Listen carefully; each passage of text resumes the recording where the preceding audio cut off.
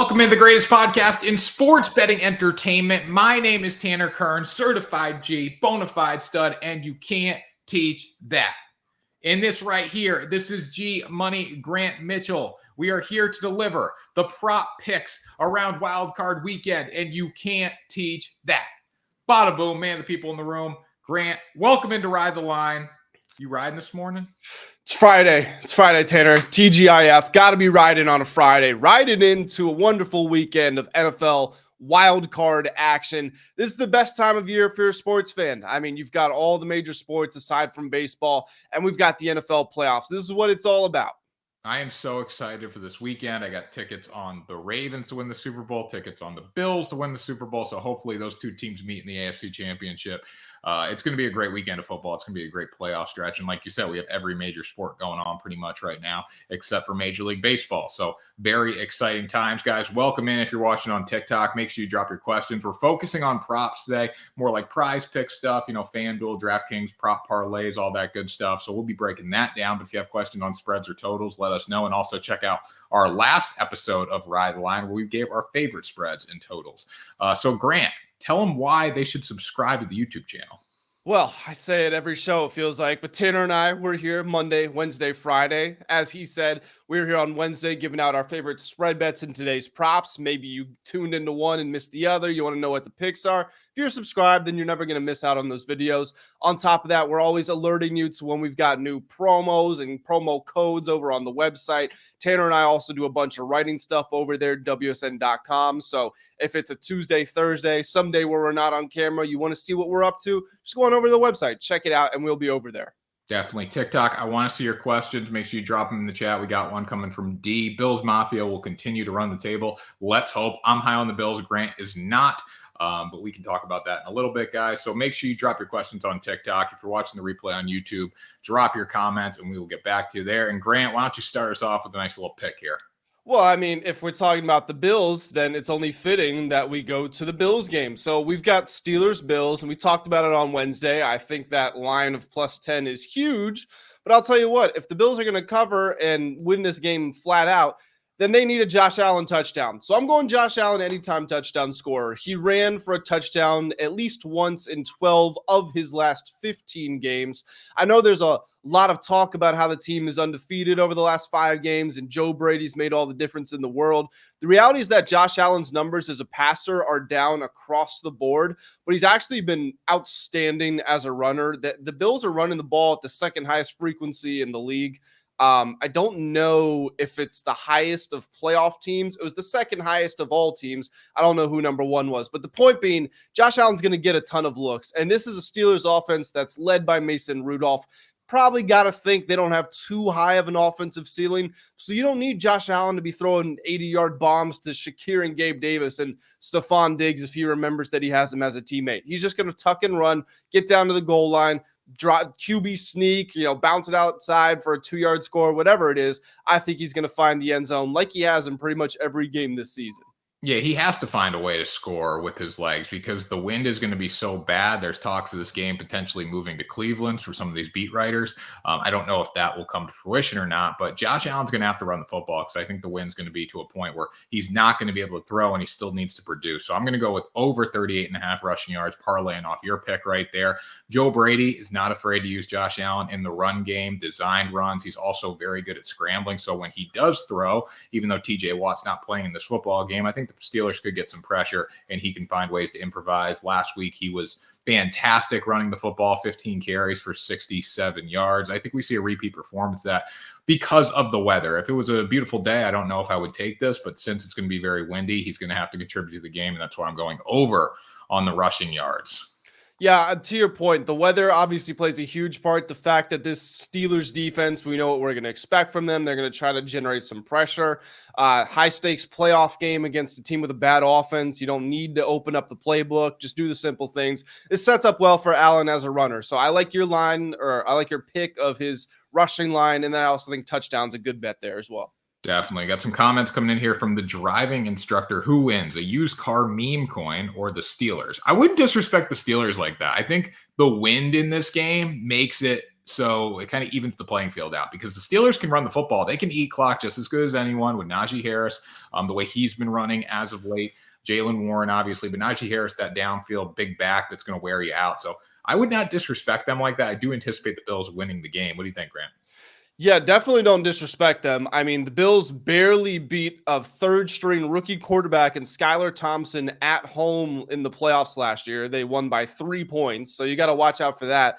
And then the Bills team, or the Steelers team rather, is led by Mike Tomlin, who's the best underdog coach in NFL history. Covers the spread 65% of the time as an underdog. So from a spread perspective, that feels like almost a lock. And then you also just can't count them out, period. I think it's going to be one of those ugly Bills win kind of games. Josh Allen turns the ball over a couple times, but he puts together a drive when he needs to, sort of thing. Isabella's husband on here. Sports betting is a scam. So obviously Isabella's husband is okay. Wait, no. So Isabella's husband means it's a guy. Sports betting is a scam. Okay, you don't live a fun life. Anyways. Why are you in a sports betting stream? Like, why? Yeah. Why are you in a sports betting stream if you don't think sports betting's fun? Okay, Thomas Ivers, Bills versus Cowboys Super Bowl. I don't think the Cowboys. I think the Bills have a slim chance of getting there. I don't know if the Cowboys are going to get there. I don't trust Dak Prescott. Really? Okay, so if I were to tell you only one of those teams could make it, who would you say is more likely, Bills or Cowboys? I think the Bills, honestly. I don't trust the Cowboys. So the Bills, I don't necessarily trust the Bills either, but their path to the AFC Championship game is very doable. The Cowboys have a good path to the NFC Championship game too. But like if the Cowboys got the Eagles again, do the Cowboys beat the Eagles? Like if the Eagles find a way to turn it up against the Buccaneers, you know? The Cowboys smoke the Eagles. I don't know if they smoke them.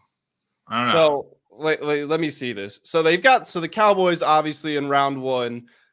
They've obviously got the Packers, and then after that they would get the higher seed. So they would get either the Lions.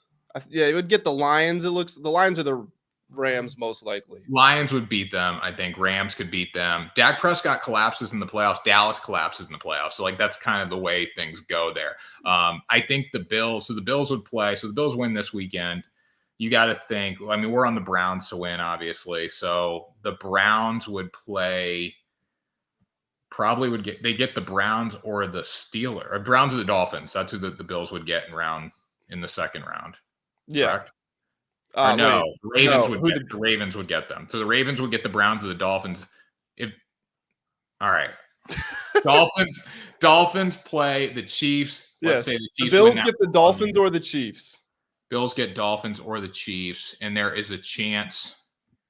Yeah, there's no chance they get Browns or Texans. Yeah. Not really. Okay, so Bills get Dolphins or Chiefs. Like Josh Allen at home. Again, being at home makes such a huge difference. We got the game a couple years ago where Josh Allen didn't get to touch the ball. We got the revenge factor coming into that one. I don't know. I think it's a pick 'em either way, but I do trust the Bills a little more to at least get to the AFC Championship game because I think they're a more well-rounded team than the Chiefs right now. Then the Chiefs? You mean the Cowboys? No, then the Chiefs. I see what you're saying. I see what you're saying. Yeah.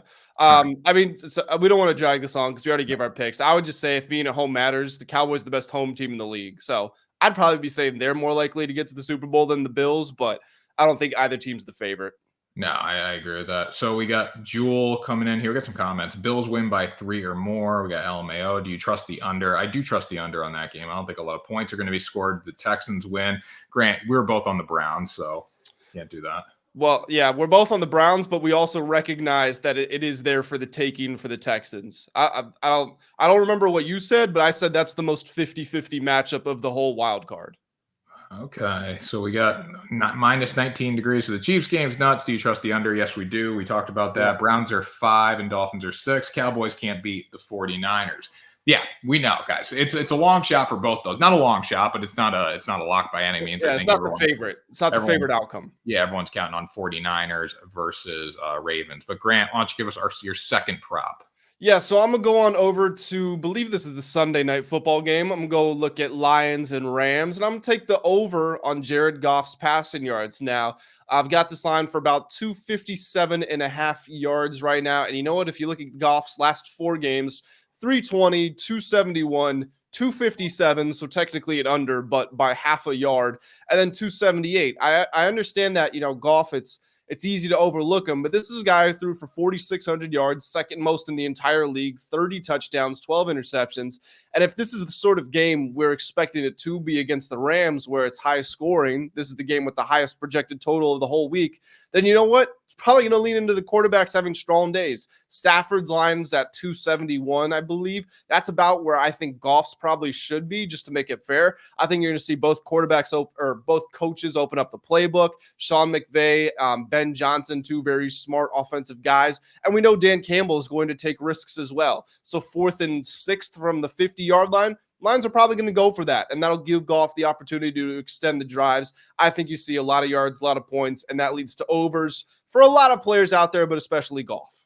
Yeah, it's either going to extend to more opportunities or it's going to put them behind and they're going to have to throw either way. So I do like the play here. I think this is going to be a Super Bowl type atmosphere for the Detroit Lions. We're both, I believe you're on the Rams too, right? We're both Rams +3. +3, yep. So I like the Rams to cover in this football game, but I think Kyren Williams is not going to have a great day. I'm going to take him under 82.5 rushing yards. Definitely been one of the biggest surprises this season. And the under is concerning because he's gone over this line every game since October 15th. But when you look at the Rams, they're going to have to throw the football in this game. You got Matthew Stafford returning home against a Lions pass defense that's very shaky. They're much better against the run. They allow just 88 rushing yards per game on average. And this is going to be one of the best rush defenses Williams has faced all season. A comparable rush defense was the 49ers. Obviously, they're very, very good. He had 14 attempts for 52 yards. So that's that comparable right there that I can look to and say he's going to go under this line. I do think Stafford is a big day. Puka Nacua, Cooper Kupp, all these guys, maybe Kyren Williams potentially catching the ball a little bit more, but I don't think he goes over 82.5 on the rushing yards. Yeah, that's a pretty steep line. And you know what? If it's Kyren Williams anytime touchdown, maybe we're having a different conversation. But I also just don't think this is a run-heavy game. Like I said with my pick, I think you see both quarterbacks totally dominate this one. So we got some comments in here. Lions from Motivational 4. Lions and Rams. This is going to be a shootout. Lions will probably win because their run game. I agree their run game's good, but I think the Rams defense is in a better position coming into this than the Lions defense. So that's my biggest concern. And then St. Brown over receiving, which I would always take St. Brown over receiving. He's that good. Yeah, I mean, if you're going Goff over, you might as well go Amon-Ra over as well. Yep. All right, Grant, finish it off. Yeah, so my final play, I'm going to go to Chiefs-Dolphins, which is the later of the two Saturday games. I'm going to take the under on Tua's passing yards. Not been impressed with him in big moments. His playoff resume is abysmal. He's yet to win a playoff game. He just threw for 173 yards last week against the Bills. The Chiefs allow the second fewest points per game. I should have looked up their passing numbers, but obviously they do have a great passing defense. And then you just look around. The Dolphins are banged up. Tyreek Hill and Jalen Waddle are both injured. You know, Waddle probably more severely injured than Hill to a certain extent, but both are at risk to come out of the game. We've seen them both coming out a lot over the last month and a half or so. And you consider that this is a game that's being played in a real feel of -30. Tanner, you and I were both athletes once upon a time. You know, when it gets really cold out there, those hamstring muscles, they start to tighten up on you. Your quads, it's easy to give out. It doesn't bode well to the speed sort of style of offense that the Dolphins run. So I think you're going to see the passing game much more compressed, a lot of screens, a lot of short stuff, slants over the middle, stuff like that. But overall, it just doesn't bode well to this being a big Tua game. If Miami wants to win, they're going to have to win nasty in the trenches. That doesn't suit their style of team well, which is why I am on the Chiefs. But I also think Tua's under is a good bet here.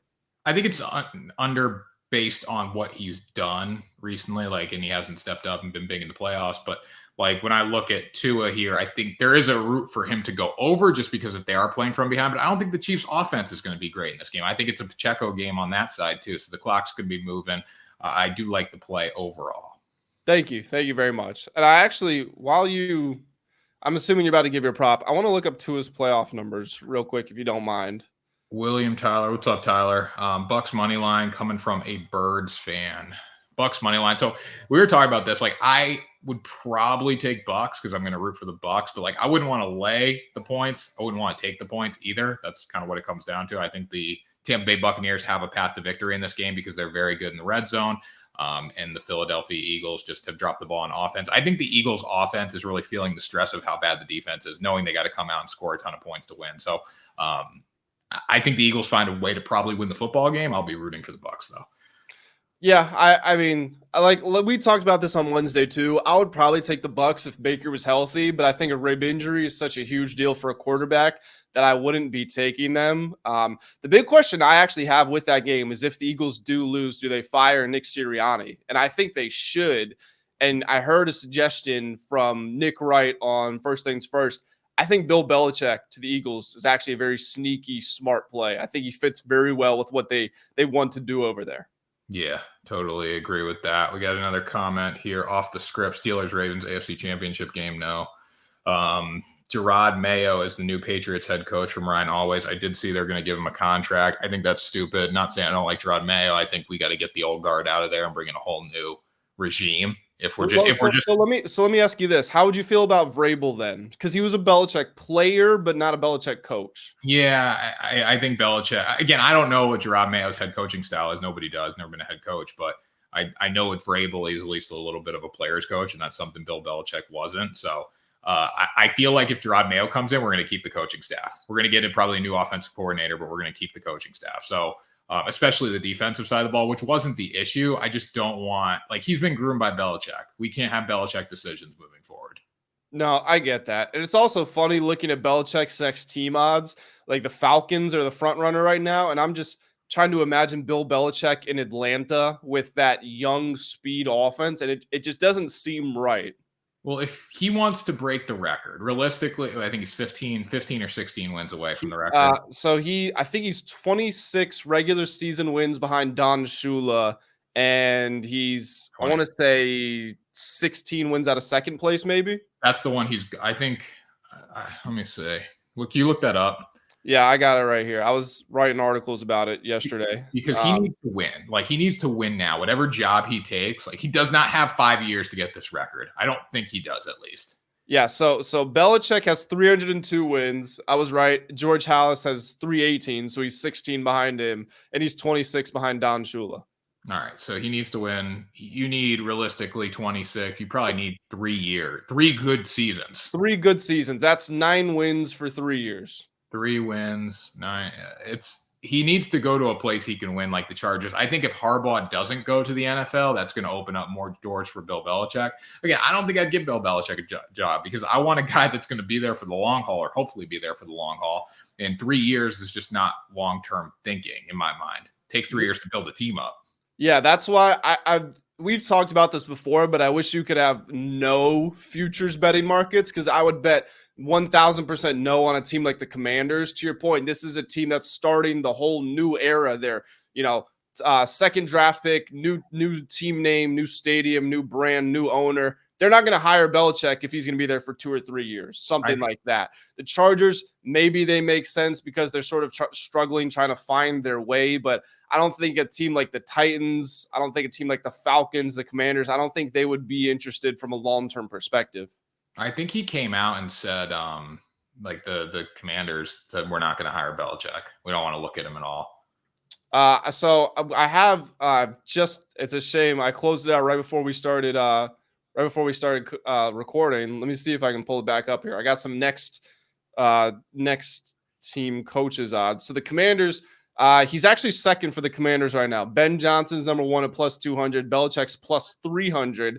And then you got Harbaugh at plus 600. Yeah, Harbaugh won't go. You won't leave Michigan to go to a rebuild, I don't think. Like, the reason Harbaugh was probably leaving, too, is because he's going to get sanctioned hard by the NCAA if he doesn't leave. Wyrick Bully's coming in here. Eagles secondary will get destroyed all day. Baker was just full practice with a can of dip loaded. Yeah, that was pretty wild. Did you see that picture?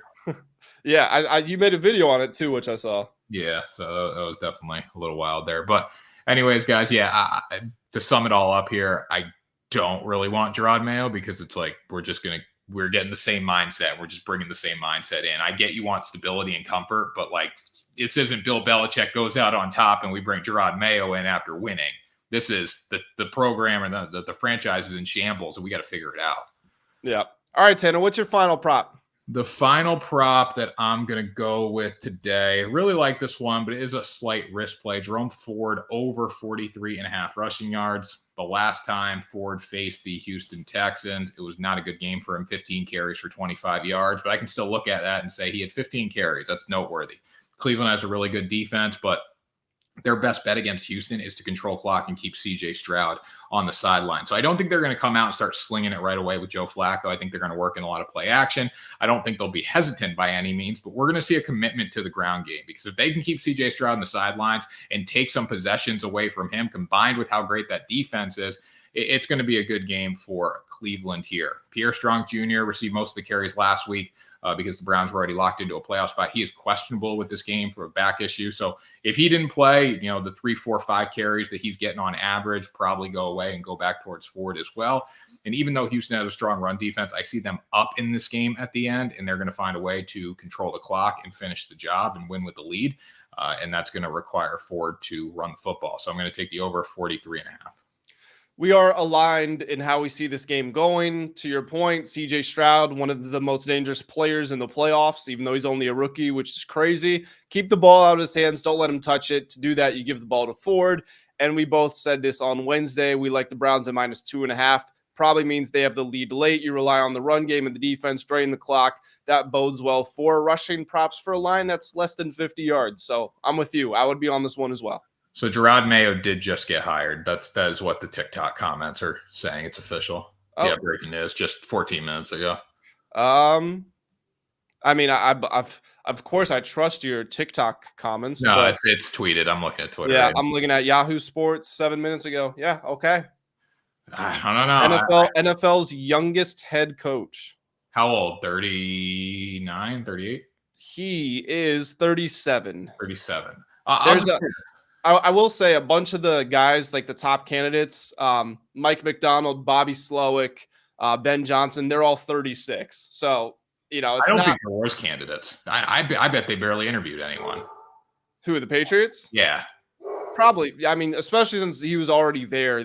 I don't remember them requesting to speak to anybody. Do you? No, I don't think they did. It's weird though how teams handle it though. Like I saw Chargers social put a graphic up saying they interviewed Kellen Moore for the job. So it's weird how Patriots a little more closed off. And I think just with how quick it happened this week. I mean, the season just ended last week, right? So it's Friday. We have a new head coach. I hope he wins, because if he doesn't win, it's gonna piss New England fans off to no end, because you got the same regime in there. I understand that he has to take the job. It's team he played for, team he's coached for, and he was actively coaching for. You got to take the job. But at the same time, it's a terrible spot to be in. The roster is awful. People don't really want to go there because it's cold all the time. And you're trying to fill the shoes of the greatest coach of all time. That's not a good situation to step into as a first-year head coach. You just need to spend money. That's what it comes down to. The defense wasn't the issue. He's a defensive guy. That has not been the problem. You need to spend money on the offense and find a way to score points. And you need to find a quarterback too. You do need to find a quarterback. You got to figure out what you're doing with Mac Jones, and Bailey Zappi is not the guy. I can just picture it now. I can picture them drafting a receiver, which is great. I'm here for it, right? But they're probably not in a position to get Marvin Harrison Jr. if the Bears kept Justin Fields, obviously. But you draft a receiver, you keep Bailey Zappi and Mac Jones, let them battle one more year. I just see it happening. It's not going to be good. It's going to set the franchise back even more. So you think, I don't think that's off base. I know most of the mock drafts, I think, have the Patriots taking Jaden Daniels at 3, but that isn't at all what the Patriots would do in the past. Now, I don't know if Jerod Mayo has different thinking than Belichick, but weirdly, I almost feel like this is a spot where maybe I would trade back if I was the Patriots too. I don't know if you're ready to win with a quarterback just yet. And if you can't get Caleb Williams or Drake May, I think it might be worth trading back to get a Marvin Harrison Jr. at 4 or 5 if the Patriots take Caleb with the number 1. Yeah, I think it's just going to be, we're not going to draft a quarterback. We're going to say, hey, Bailey Zappi played well enough at the end of the season to deserve a chance to do something this season. He was a 4th-round pick. Mac Jones is a former 1st-round pick. He's totally lost his confidence. But let's see if we can try to get some of that confidence level back. Let them battle and see what happens. Hey, you don't know how much of his loss of confidence had to do with Belichick either. Maybe Jerod Mayo, 37-year-old guy, can relate to him and bring him back to, as you always say, the Pro Bowl player he was. A Pro Bowler. He had one of the best rookie seasons of a quarterback all time, Grant. So did Baker. You got to factor that in too, I think, right? Baker's on that list. Yeah, Baker's definitely top 3 rookie seasons probably for quarterbacks. Yeah, definitely. All right. Final comment here from P. Remember how Oregon killed Colorado and never was the same? Guys, they're making fun of the Colorado shirt. Oh, I'm not a I was Colorado. wondering where that came from. I am not a Colorado fan. I'm just on the. I'm on the Colorado bandwagon. Tanner's a sports fan. I mean, he's got jerseys and shirts from every team in the NFL and college football. It says we coming on the bottom. Yeah, we coming. coming into the weekend, the NFL weekend. Oh yeah, we are. All right, Grant. Let's finish this show off. Sign us out.